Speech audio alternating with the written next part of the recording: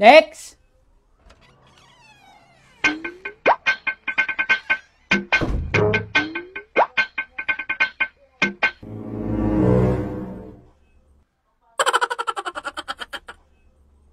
Pwede ba mag-apply?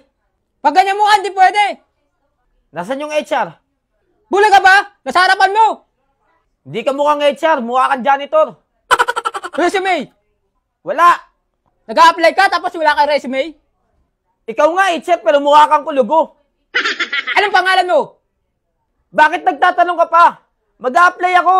Hindi para tanungin yung pangalan ko. Paano kita makikilala kung di ka magpapakilala? Balak mo ba ako yan sa FB? May gusto ka ba sa akin? Bakit gusto mo pumasok sa kumpanya? Ang pangit mo naman mag-interview. Malamang para magkapera. Pilosopo ka ba? Tanungan mo HR, pantanga. May experience ka na ba sa trabaho?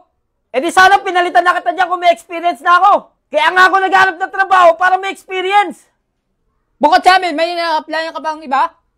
Nainis na ako HR ha. Baka ngayon pala maghanap na ako ng iba. Ang dami mong tanong. Magkano expected mo ng salary?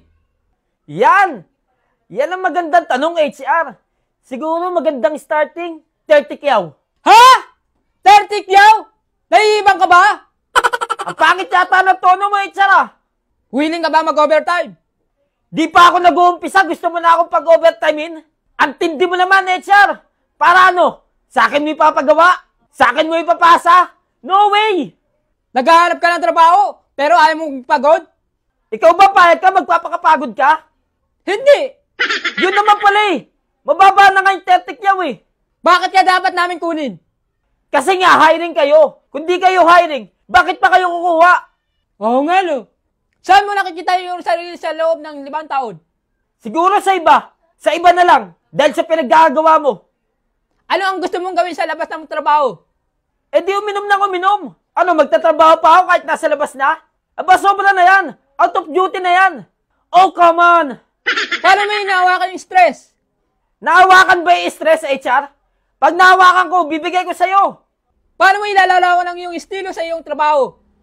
Estilo ko?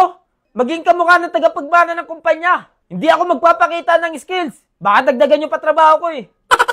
Eh, expected mo salary, 30 kyaw. Malaki na yun. Bakit sure ba yun? Eh kahit tapos ka nga dito ng pag-aaral, minimum wage pa rin eh. Mas gusto mo ba magtrabaho ng mag-isa o isang kupunan? Anong kumpanan? Ano to, basketball? Niloloko mo ba ako, HR? Sa field na trabaho, may ganun. Oo, sa field trip meron. Isang buong grupo pa. May training kang dadaanan pag natanggap ka. What? May training pa? Ano to, military service? Gusto mo ba ng trabaho o ayaw mo? HR naman, isabak nyo na agad ako. Anong gagawin ko sa training? Para makatipid kayo sa unang sweldo? Oh, sumunod ka muna sa rules and regulatory. Ha?